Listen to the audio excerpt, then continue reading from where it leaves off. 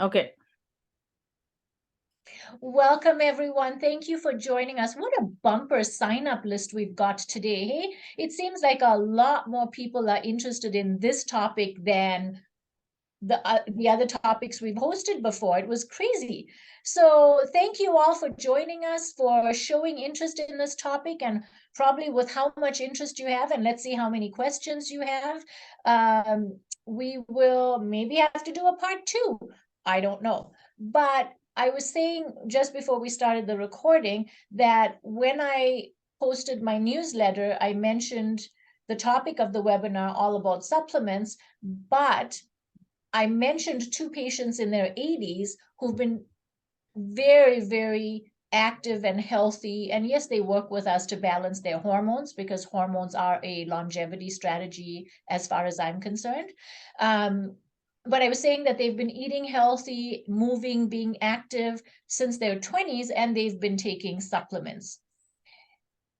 And today, we say that movement is very critical for your healthy aging because no one wants to age in an unhealthy fashion. I mean, I see patients, crippled from osteoporosis, so brittle they need slings to lift them up. They're wearing diapers, they're needing full-time care. So we don't want to talk about that. We want to talk about people like our patients who are in their 80s, climbing mountains, biking, hiking, golfing, visiting with their grandchildren, and accompanying their great grandkids to wherever they want to go.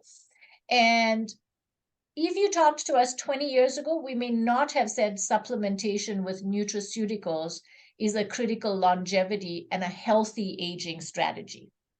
But today, I think in addition to movement, we must take supplements. So why do we say that, Dr. Carr? Why do we tell our patients you must take supplements? Okay. So few things. Number one is, Natasha, you brought up the term longevity. So I can't but not talk about longevity vitamins and longevity proteins. This is something you and I are asked very often, that we eat well and, I'm not looking sick, so why should I take supplements? So this is, again, it goes back to the work of Dr. Bruce Ames, and he has something called the triage theory. So what he says is, there are some vitamins and minerals which are absolutely essential for everything. And those are what, back in the days when all the recommended dietary allowance came up, these were the levels that were needed to prevent rickets and beriberi and all those things. Today, Scurvy. we're not talking about that. So what happens is, when you don't get adequate nutrients, and both of us will talk about why you need more now. When you don't get adequate nutrients, it's not that you're not getting enough to prevent beriberi, rickets, and all those. Those are not your problems. But what the body decides, okay, I don't have enough, vitamins, proteins, so I will keep the most important activities in the body going on, like the things that you're breathing, your heart rate. So those are the essential functions, because our body is always thinking of survival. Bones, maybe I won't bother with bones now because I don't know whether the person will live long enough. So the bones can go into the back burner. So that is what, the triage theory means, that body will prioritize the essential functions and some of the other functions. And slowly, again, it depends on what kind of, depletions you have. Our immune systems are extremely important. So vitamin D, if you don't have enough vitamin D, and immune system is very expensive in terms of, nutrition and, nutrients and all of these. So the body will decide, okay, I can, maybe not bother so much about the immune system now, like for chronic diseases. So I'll push that into the back burner. So you don't see an illness in that sense, but maybe you're someone who catches every flu that goes you by. you or you're decaying slowly, you Yeah, don't feel you don't. optimal, Yeah. but you feel okay enough to carry on Yeah. with life, and you think this is just getting older, right? And the other thing is, when I talk about our need for the nutrients have gone up. One is, when we talk about supplementation, we are talking about, so the term itself, supplement, means you have to get it either from food or from some other sources. Now, food, we know that given the soil quality and the number of times, the commercially produced food is very different from what, our even our Ancestors, grandparents yeah. actually grew in their own little kitchen garden. So that's very different from the commercially prepared food we eat. The commercially prepared food comes from a long distance. Soil doesn't have adequate nutrients, so we don't get those nutrients. So over farming, Yeah. the microbes in the soil are destroyed by the pesticides and herbicides. So overall, the transportation of food, how long it's stored, how well it's kept.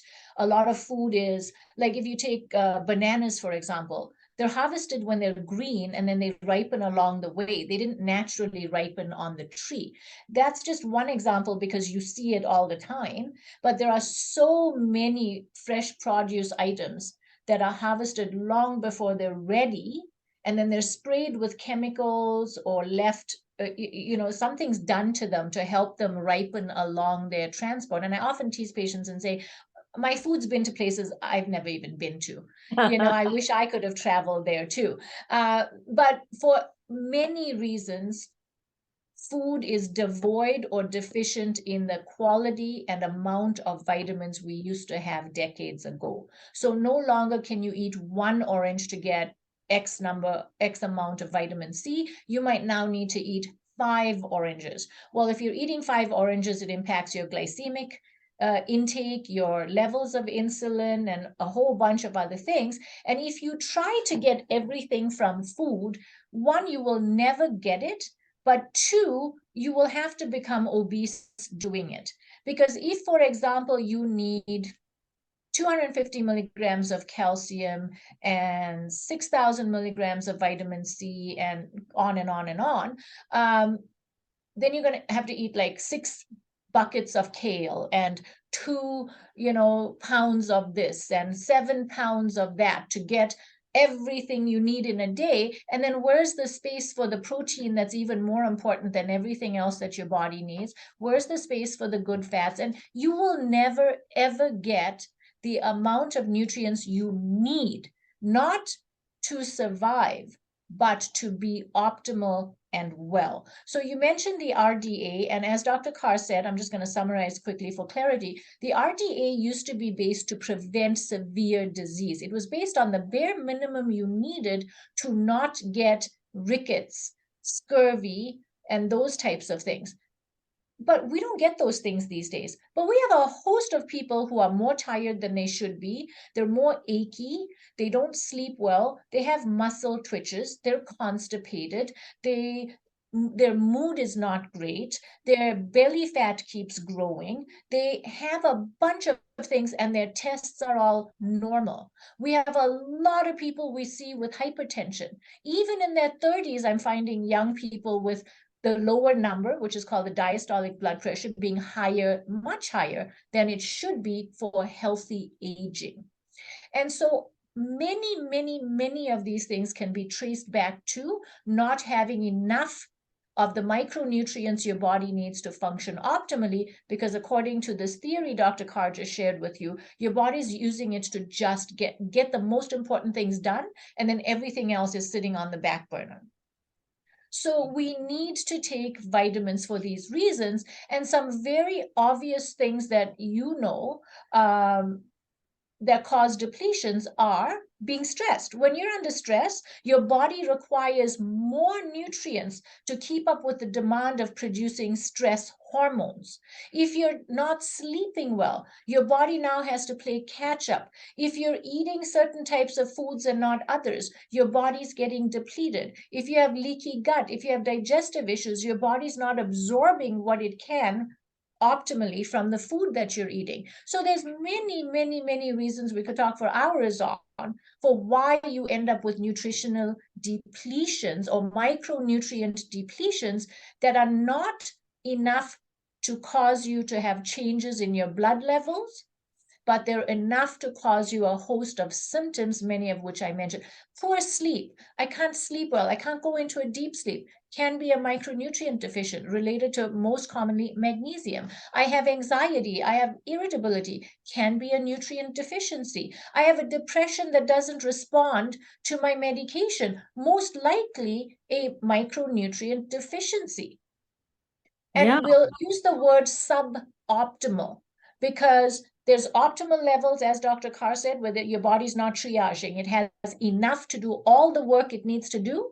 Then when you have suboptimal levels, then you do only the most important things you need for survival, but not to feel optimal.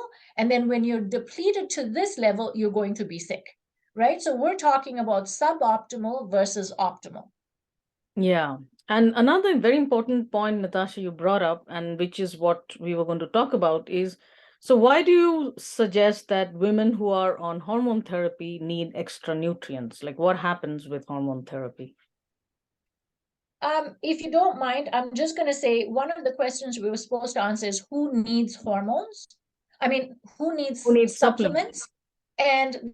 And the answer is everybody needs supplements. I have had my children on supplements. If you creep my Facebook page, you will see my children at age 3 and 5 taking supplements every single day, because even back then, and they're now 15 and 18, I knew that food was nutritionally depleted, and we followed a dietary restriction where I switched us into a more plant-based diet at the time, because that's what we thought was optimal for health and healthy aging.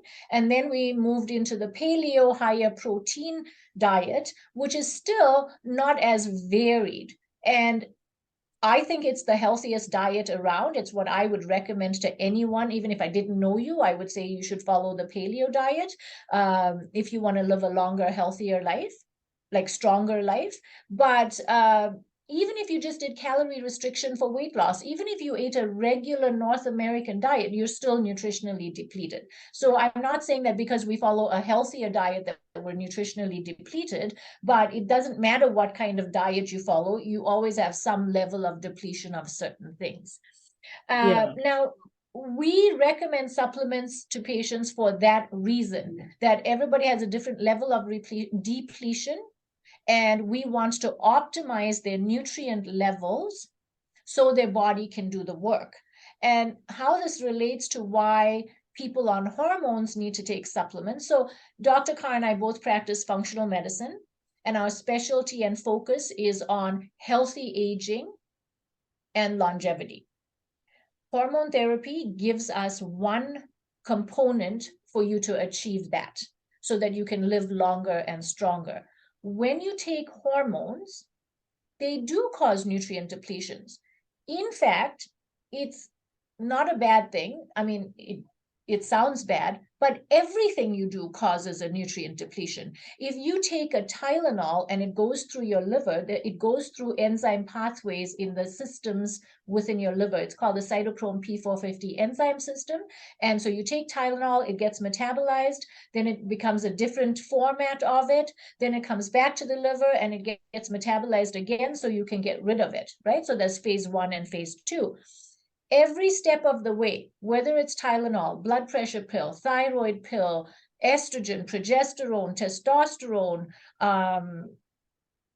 allopurinol for gout, I don't care what medication you take, every time it goes through your liver and your liver works, you use up micronutrients to facilitate these enzyme pathways to work well, and then the hormone or the Tylenol or the blood pressure pill or whatever now gets to be processed out your body. So for every chemical reaction that occurs, and let me tell you that whether it's a chemical reaction of making brain chemistry or your stress hormones or processing out the pesticides and herbicides on the food that you're eating, or it's the preservatives and horrible chemicals in your body care and hair care, it doesn't matter what your body is exposed to. Every single thing leads to a micronutrient reduction, level reduction.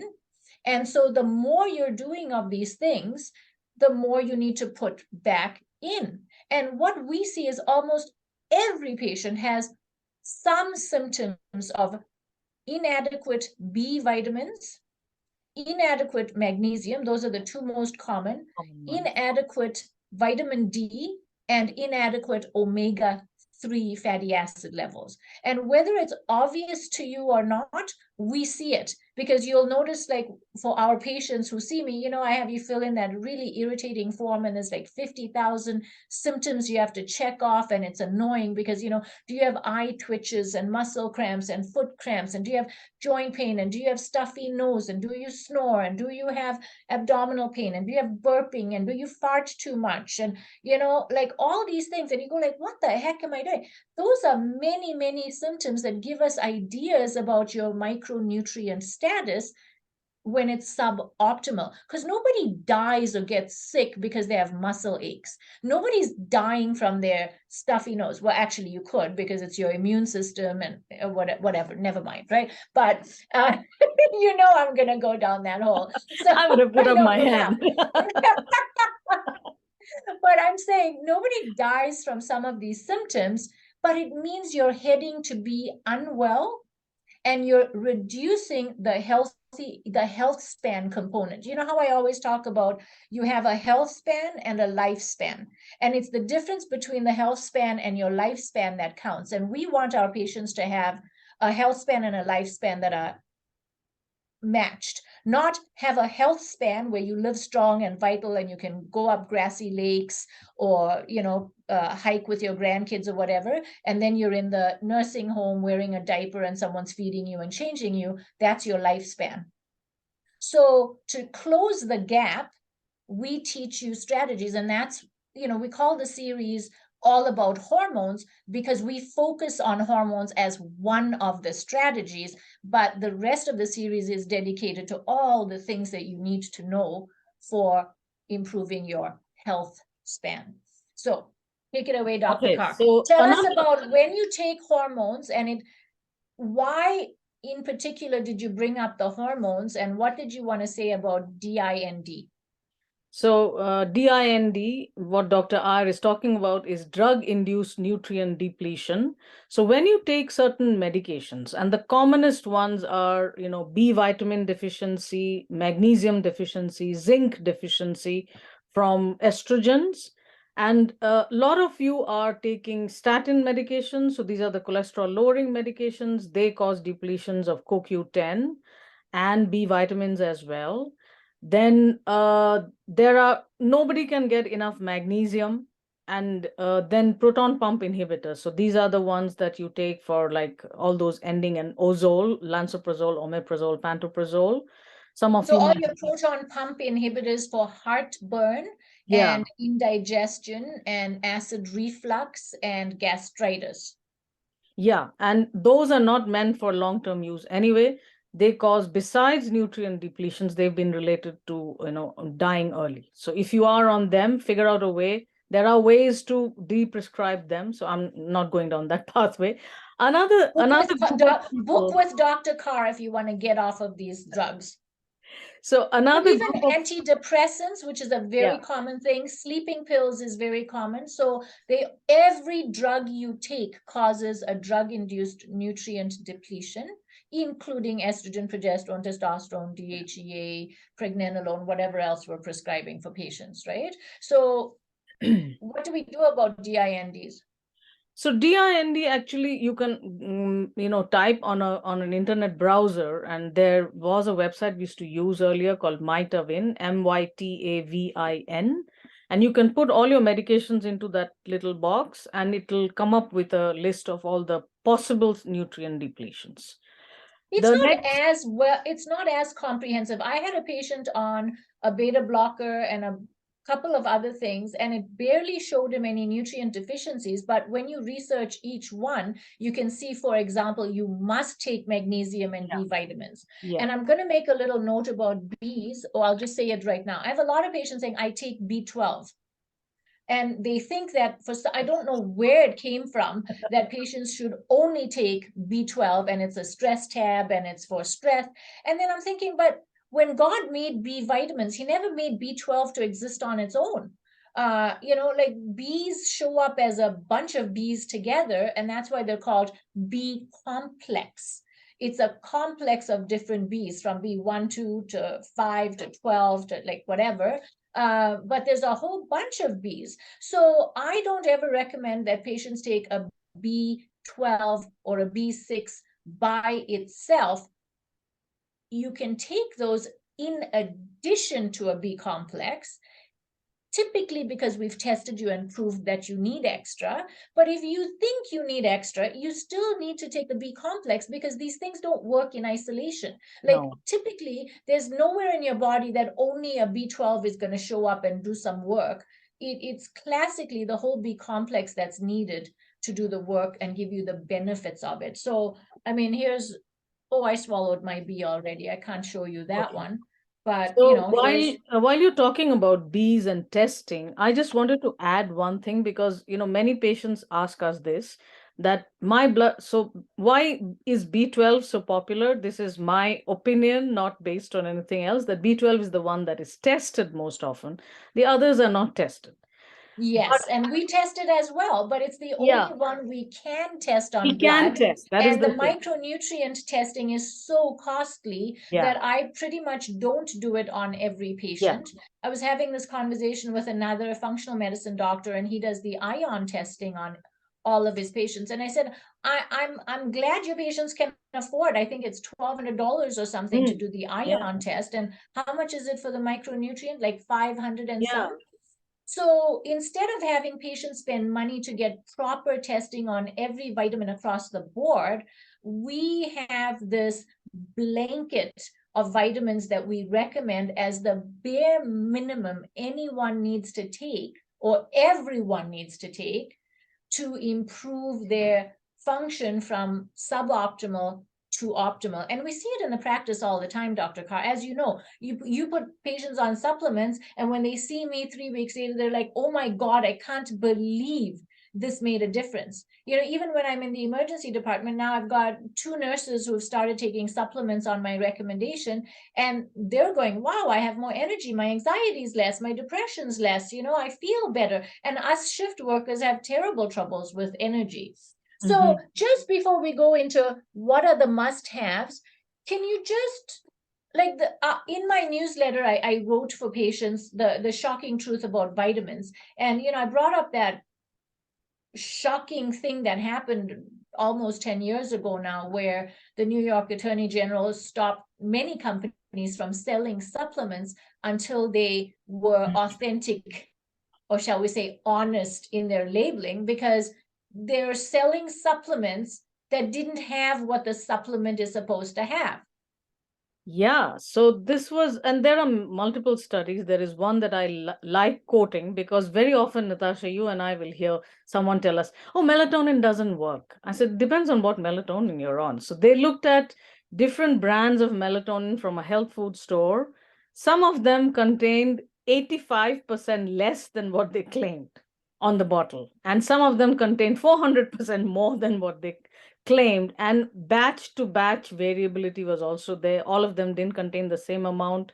So that is a And big it's because challenge. there's no regulation in the nutraceutical Yeah. industry, but there is regulation in the pharmaceutical industry. So when you take an antidepressant, and that antidepressant has 75 milligrams in it, you can be guaranteed that because of the pharmaceutical regulations and standards, every capsule you take is going to have 75 milligrams in it. The one thing about pharmaceuticals, they are very much filled with what we call toxins, right? They've got dyes in the capsules, they're red or yellow or blue, they've got fillers, they've got additives, they've got cornstarch, they've got all kinds of things in pharmaceuticals. But at least you can be guaranteed, if it said 75 milligrams, you're getting 75 milligrams, which brings me to a conversation about pharmaceutical supplements, or pharmaceutical grade nutraceuticals. So when it's pharmaceutical grade, what that means is they are following pharmaceutical production standards to guarantee you that every single capsule you take has exactly what it's supposed to have. even pharmaceutical grade supplements can have some additives to them to prevent the active ingredients from disintegrating, or they should last long enough that you can buy it and use it before it expires or before it's inactive. So they do have certain things, but what we know is that the companies that produce pharmaceutical grade nutraceuticals, they are very careful to use the most minimal additives in the safest type of additives that don't increase your body's burden of toxins and don't increase your body's ability to make reactions to it. Because even Synthroid, I had a patient yesterday say, oh yeah, one doctor told my sister that she got her breast cancer from being on Synthroid for too long because it's synthetic. And so I did the same thing. My face was worse than that, in shock, because I don't know how a doctor could ever say that to a patient, but it was said. So first of all, Synthroid, as much as it's made by a pharmaceutical company, and this is totally off topic, but it is a bioidentical thyroid hormone. Yes. It is just levothyroxine. The problem with Synthroid is because it comes in all these different colors and it's got the cornstarch, so some patients react to it, even though you think, oh, how little it must have. And yesterday a patient asked me why she cannot take micronized progesterone that's pharmaceutical made. And I said, because they use soy oil and peanut oil and we don't want it. She goes, but it's so little. And I'm like, it doesn't matter. You're taking it every single day and you're putting into your body something it can make a reaction to. So anyway, I digress. But back to pharmaceutical grade nutraceuticals. These are the only ones we recommend. And, Dr. Carr, being director of medical education with us, I really want to thank you for always making sure that, we recommend the right stuff at the best prices. Because just, last week you were like, oh, I found this, and this particular product at this price makes the most sense. Let's test it out. And so we will. It's not about how expensive it is. In fact, one of my patients owns a health food store and she sells supplements. And she was so shocked that the probiotic I recommended for her was less than half the price of her best probiotic, but this one contained far more. So pharmaceutical grade is not always more expensive, but even when it is worth it.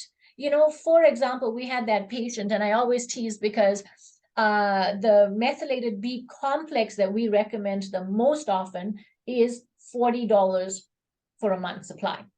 And we know that methylated B vitamins are so critical for so many processes in the body, and they help with hormones being safe, because with estrogens, you have to be careful with the metabolism and the byproducts and things. So when you take the methylated B, not only are you repleting the drug-induced nutrient depletion, but we're providing the methylated component to ensure that estrogen's metabolized and eliminated safely to not increase your risk for other issues from taking hormone therapy, which I'm not even going to mention because we have a whole webinar on that, right? But this gentleman, was like, oh, I could buy this for $31 at Blush Lane, so I'm just going to buy B's from there. And when we did his follow-up, he didn't mention that he had stopped and switched out his one particular B.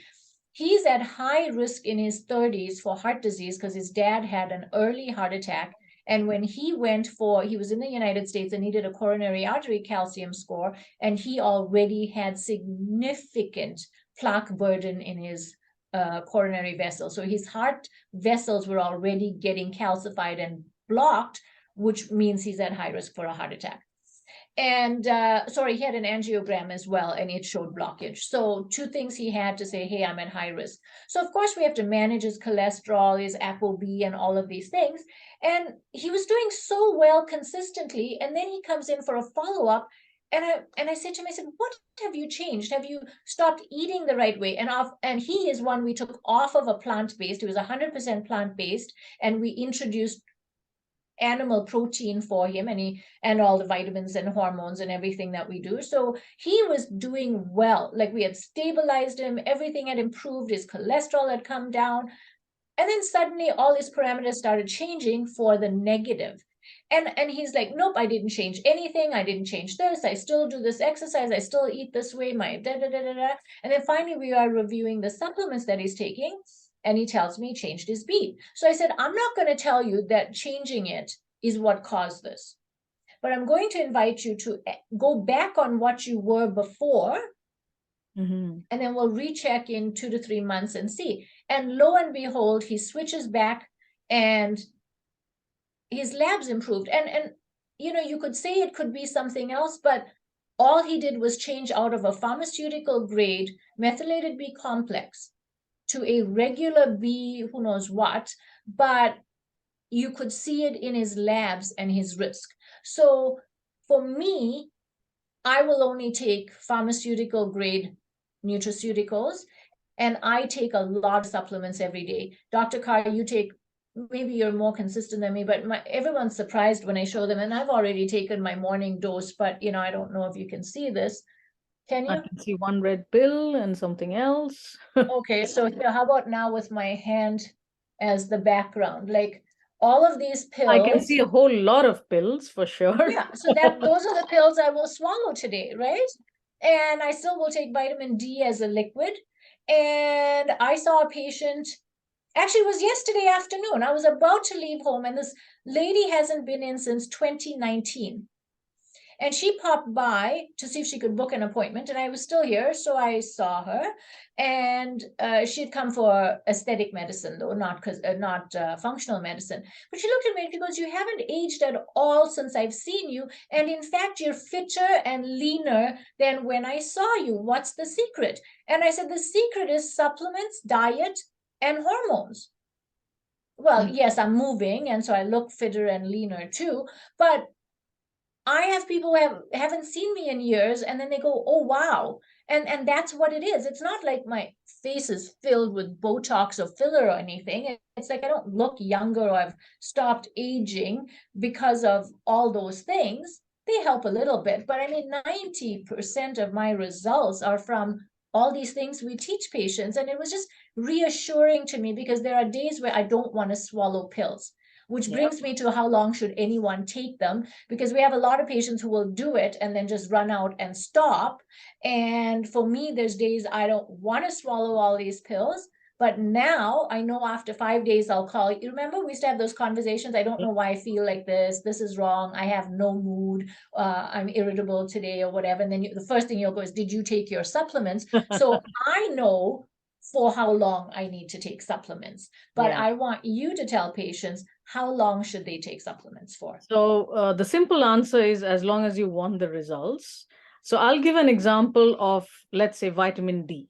Now, vitamin D, most people, even if you are spending the entire summer out on the deck with minimal clothes, you will still not make enough. And then, of course, people with, Dr. Iyer and my skin color, we will never make enough. Or darker, yeah. Or darker, yes, we will never make. So how is your vitamin D level going to remain normal? As I tell my patients, will it remain there by divine, intervention if you don't take the So supplement? I think this brings up the topic of essential, meaning your body cannot make it, so you Yeah. must take it. And then the ones that you deplete faster than usual, or you need to top up, because we just live in a kind of world that causes depletions consistently, and sometimes worse than others, right? Depending on what's happening in life. So which are the ones that your body cannot make and you have to take? So one of the most important ones is vitamin D our bodies can make, but it's From the not, you will sun. not get enough. But But the not one if you you live. can't make is one essential fatty acid, that is omega-3 fatty acids. So there are essential nutrients and there are, not completely essential. Essential meaning our bodies don't have the ability to make them. And you So have to get it from yeah, food so or omega-3s supplementation. is one of the most important one, because why? Now, Health Canada says you should take just 2 servings of, fatty fish a week because of all the mercury. Now, with 2 servings of fatty fish, you are never going to get enough omega-3s. Even if you, yeah. So I'm coming to the brain. So your brain takes about 2 years to turn over all the omega-3s present. And even if you eat fish every day, which I don't know anyone who does that. I love fish, but I won't be able to eat fish every day. Every So day, twice a day. yeah, you will never get enough even if you eat, wild salmon every day. So where is that the shortfall going to come from, because our bodies cannot make them. So that is where, I want my brain to function well until the end of my life. So I'm going to take omega-3 my whole life. Then there are, so the basic foundational supplements that Dr. Iyer and I recommend everyone should, again, there's no should, everyone should ideally take. First is a multivitamin, which should have, enough, because you don't need just too much of one, too little of the others. You need a combination of all of them. They work together. Then the other one is magnesium. Third one is omega-3. Fourth is vitamin D. Then B vitamins and probiotics. These are the common ones we talk about. Then some of you, your test reports may show. Dr. Carr, how can you expect people to take that many? I mean, not everyone's like you and I that will swallow that many pills. I know. So this is, and again, I get tired of, I was telling Dr. R a few days ago, I said, I have pill fatigue. I've got too many supplements. But then if I want the I do result, forget some days. I will yeah. admit too that I forget some days, but you catch me out if it's been too many days, because you can just tell when you're talking to me. Like, I mean, I'm in this kind of mood, and yet, last night was just an odd night because my son's got some issues and things like that. So I was up too late, and then I was prepping for something. And so I'm running on about 5.5, 6 hours of sleep. I know, really, really bad.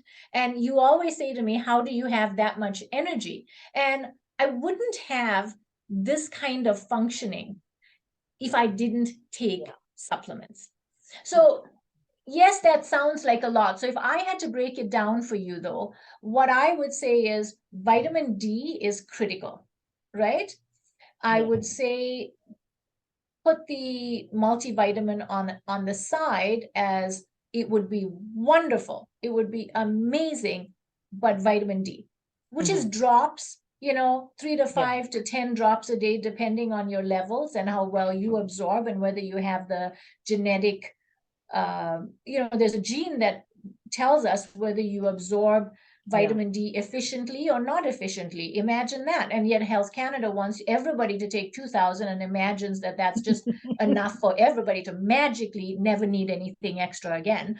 But we test so we don't guess, right? So vitamin D, I would say magnesium and the methylated Bs. I think if you took nothing else in a day, if you took these three things every single day for the rest of your life, you will have benefit from this. The catch here is that you need to take the right amount of vitamin D, and we don't know what your right amount is if you don't test it. So we actually are going to give you a gift later on with the vitamin D test included, right? And so it's vitamin D, magnesium, B complex. I would love it if you cared enough about your brain and your heart and your Natasha, bone who doesn't care about their brain and your hair and your nails. If you could, then you would take an omega-3 as well, right? But the first three, then your omega, and then your multivitamin, probiotic. That's 6. I forgot one.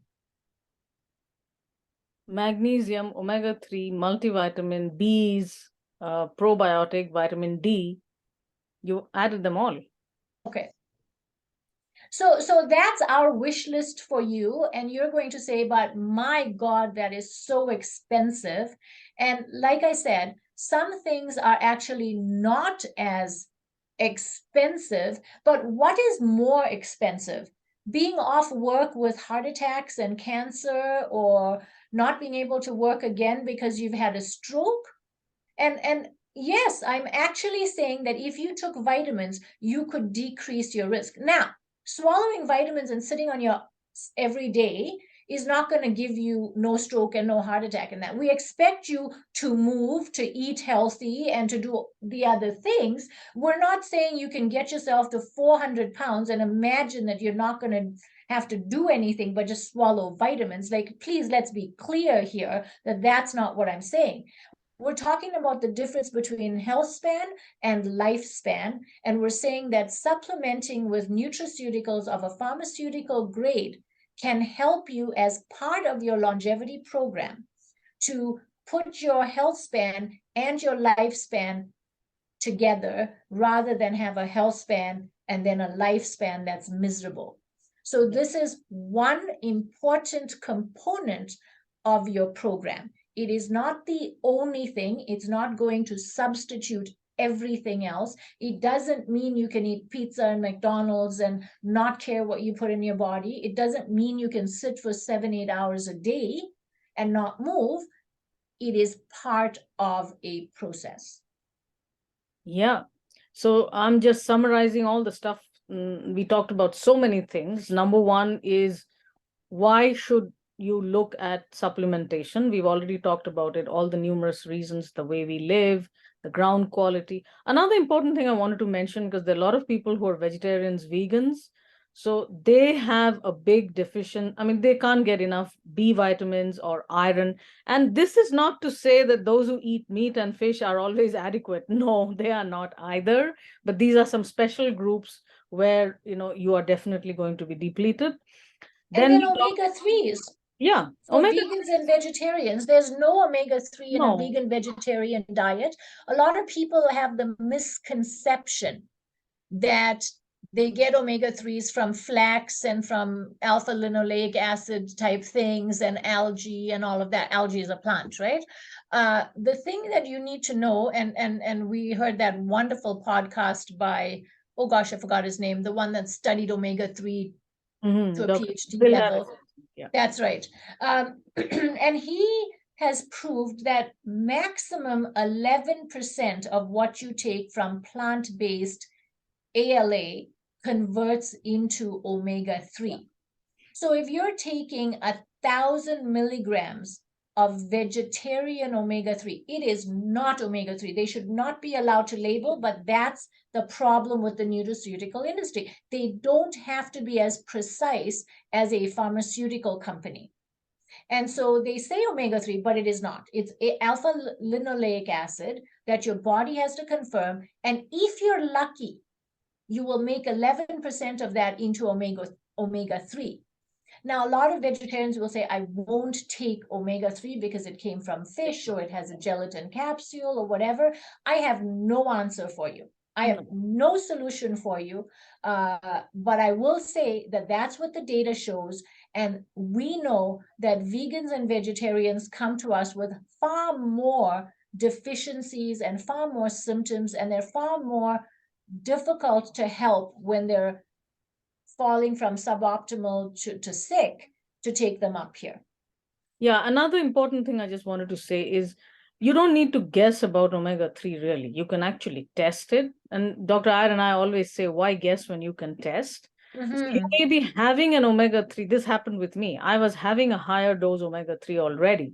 I did my blood test and I was shocked to see my omega-3 percentage was not where I wanted it to be.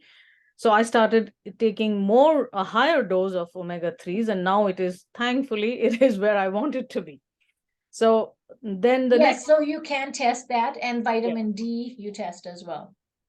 So the next thing we talked about, which are the basic ones. Now, Dr. Iyer and I, I want more. She said a few less. You decide what is most important for you. Then the other thing is, Natasha, I know you had some really some great offer that you have for our audience today, because we're going to run out of time. Well, we didn't actually finalize it. So what I thought we would do is, I will summarize it in an email and give you a list of all the ones that we recommend.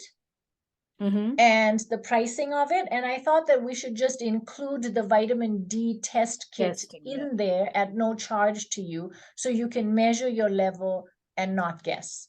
Okay. And then that would make it really easy. And, if we package it, it becomes more affordable, because then the shipping's less and all of that. So let me write it to you in an email. If you're watching this on YouTube, we will post a link that you can go to review what the essentials are, what they cost, and you can order it if you wish. Yeah, and I think we can open for questions now, and more importantly, questions, of course, definitely. But were there any major takeaways? So feel free to type in the Q&A box, and I think there is an option to type anonymously. Okay. So the question is, can you please go through those 6 supplements and give us required amounts, just like you mentioned vitamin D, how many drops every day? So So Natasha, I'll email that to you. I will email that to you because with vitamin D, it's very difficult to say everyone should take, and I just said that everyone needs to have optimal vitamin D levels and you must test because one, everybody's skin color is different. Everyone's sun exposure is different. We know if you live in North America, north of Atlanta, it's been proven you can never make enough vitamin D, even if you sit naked in the sun for hours at a time, which nobody does. Right? You might be able to make enough if you're naked and you flip over and you spend all your day there. Like I don't know how you would do it because the sun rises and sets and it's not out at the same strength every day. But if you figure it out, you can try that. But for everybody else who wears sunblock, who wears hats, who cover up, who don't want to get bitten by the mosquitoes and they're really covered up, or they don't want to age, So we're not Dr. going to need R is that. going to send in her email all the 6 supplements we talked about, how much, and this is obviously going to be kind of like vitamin D is going to be a ballpark sort of an amount because you need to know your levels, but you will receive that information. So Natasha, you promised that, remember. You'll have to remind me because my omega-3s, I forget them sometimes. So I'm not like you. You have a better Well, I brain do than me. too. Any other questions or any takeaways, like something you So felt who had an didn't know? aha? Who had an aha that they'd like to share since we had so many And people you can show raise up your today? hands, and I think I can unmute you if you raise your hands. Oh, come on. Some of you are just like been with me forever and a day. You can ask your questions. So the how long, okay? So how long should you take it? As Dr. Carr said, you take it for as long as you want to feel good.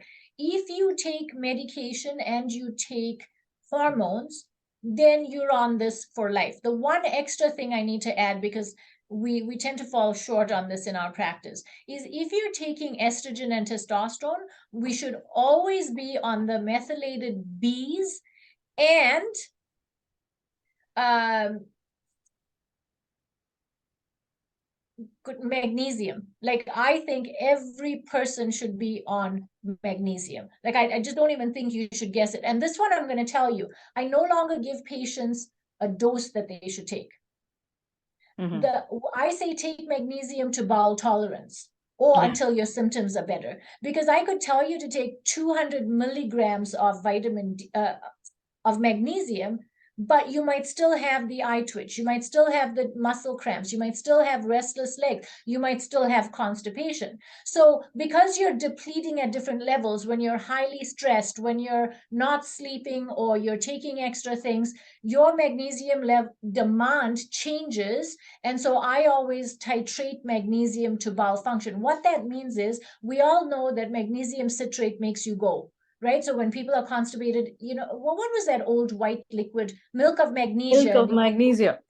So mom would give you milk of Yeah. magnesia, that tummy troubles. So that everybody knows. You're constipated, you take some magnesium. The thing is, most people have some degree of constipation and they have some symptoms of low magnesium, including anxiety, including poor sleep, and all of these things. So keep increasing your magnesium until your bowels get loose. If your bowel movement is loose because you took magnesium, or if you're really loose, then you've taken too much magnesium, you just back down a bit. And what you'll find is that as you replete your levels, you can take a bit less. But you'll also notice that the times that you're drinking extra wine, taking more Tylenol or Advil or whatever it is, or you're more stressed or you're, whatever, then you might go, okay, I need to increase my magnesium again. So magnesium is a very personalized dose, and that one I'm happy to speak out loud. The recommended dose for omega-3s is 4,000 milligrams if you have high cardiovascular risk, right? Triglycerides particularly, yeah. Yeah, and especially triglycerides, which is a whole different thing. But yeah, so you're amazed that drugs cause depletions. That was the aha. That's the one thing we wanted you to get out of this, you guys. So thank you for that share, because I'm sure a lot of you had that, right? You are just amazed that taking a Tylenol could cause a depletion. Tylenol depletes glutathione. Okay. And glutathione is your master antioxidant. Your body should be able to produce it. And I say should because we're not all doing it efficiently. And the higher our toxic burdens, even from environmental pollutants, heavy metals, all the plastics Dr. Carr nags me about, all the body care and preservatives and chemicals I nag patients about, your laundry detergents, your dryer sheets, and all of those things, they're adding to your body's toxic burden. You're depleting Bs, magnesium, and CoQ10 and glutathione, and you're blocking hormone receptors. So you must take nutrients to fix these things. And yes, you must take nutrients. Okay, so I don't see any more questions, and I will let you conclude. I think we did good for I time. think I just did. I think I just concluded. I said absolutely everyone needs to take it, but whether they want to take it, and I just like to address the cost because it is expensive, and I know that most people don't get the. I know we have someone here whose husband just had a heart attack, and she's quite concerned about him because he's gotten the post MI depression. He's got a bunch of things happening, and he's a very conventional medicine person.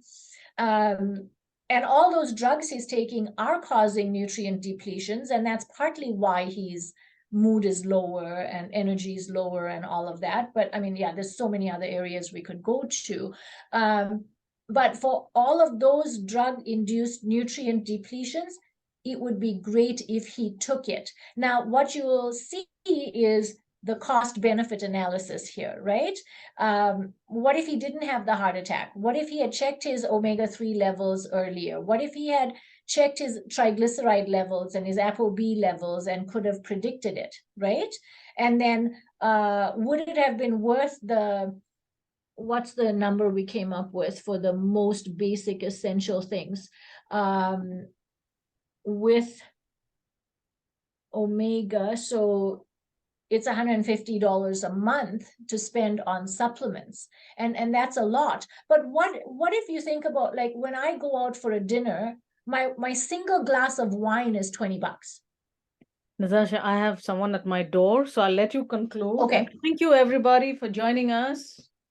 So I just wanted to say, like, let's think about that. If I didn't spend $20 on a glass of wine each time I went out, if I didn't buy a magazine, if I didn't, there's so many things I do that I could not do to guarantee that I can get these nutraceuticals in if I were going to weigh my cost and my benefit, right? Think about skip the dishes. Think about all the little things we do. Think about when we're ordering on Amazon and then something else shows up and you just click on it and you say yes. So I tell you I mean, there are some people who just cannot afford that, and I get it, but then we need to go in priority. So vitamin D at $24 a bottle of liquid that would last you 4 to 6 months is a very, very small investment to make.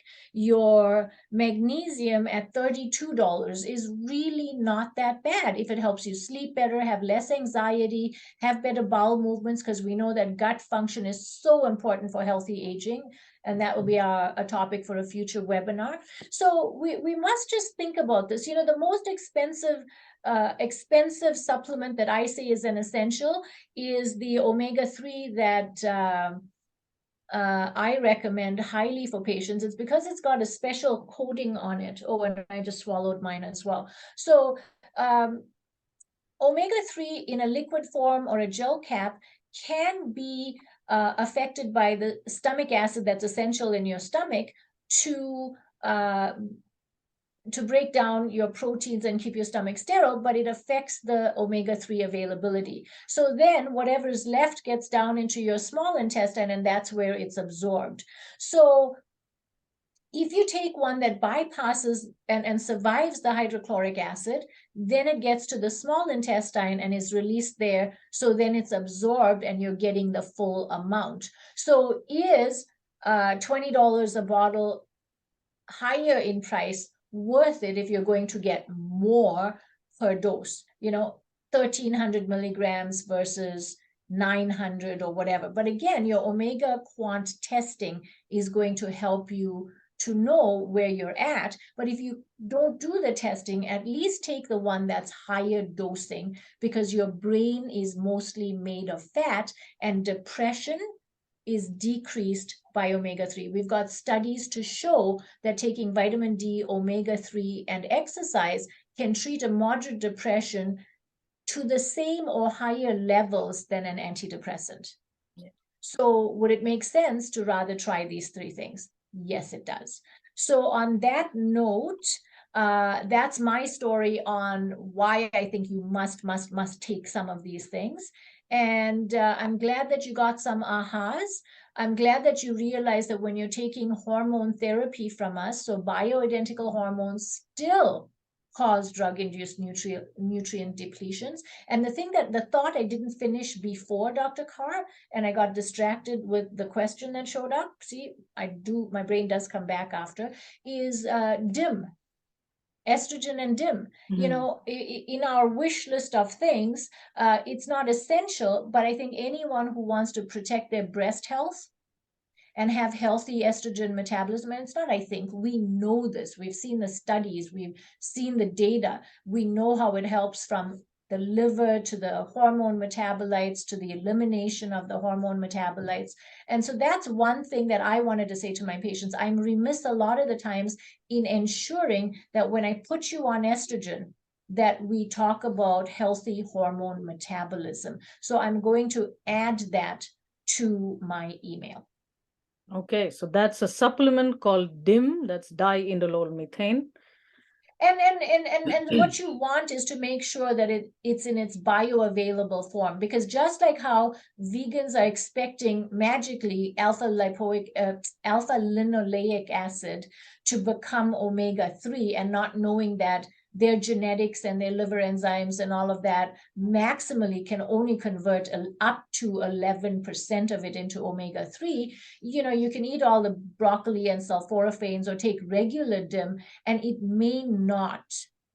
really may not be as effective. So the formulation and how bioavailable it is makes a big difference as well. And so we can stop there and we're still good. Any last words, Dr. Carr? No, but just last several words. You cannot out-supplement poor lifestyle. So Dr. Iyer and I are Thank you. not saying that you just take one bowl full of supplements and don't have to bother about anything else. You don't have to bother with sleep. You can sit the whole day and watch TV and eat blueberries, as my friend says, and expect your brain to function well. Oh, because we have 2 more minutes, thank you for that, but I got something to say on blueberries. That you know how skeptical I am about anything that shows up in mainstream media. So even CNN, I don't pay a lot of it. You know this, right? It's a lot of hype and it's a lot of baloney, right? So even like, oh my God, this natural sweetener is gonna kill you, so stop using it or whatever. And then you look through the data and it's not that bad, and they just overreacted. But they were talking about blueberries now being on the dirty dozen list, which took me by surprise, because your blueberries are adding your pesticides and herbicides, and so it's depleting glutathione and all the nutrients we just talked about. So anytime I want to hear that, Natasha. I love blueberries. I know, and thankfully I typically buy organic, and you can taste the difference in the organic strawberries and blueberries. But and then they did end with saying, no, but don't not eat it, but be aware that it's very high in pesticides. And so if mainstream media is now talking about the dirty dozen and pesticides, God, we were talking about this 15 years ago. Yeah. And now it's out in the open. So if you want to be 15 years ahead, you follow us and listen to the things we teach you. But it was really sad to see blueberries show up on the list. Yes. Okay. Thank you, everybody. Thank you for spending your time with us, and bye now. Look out for our newsletter.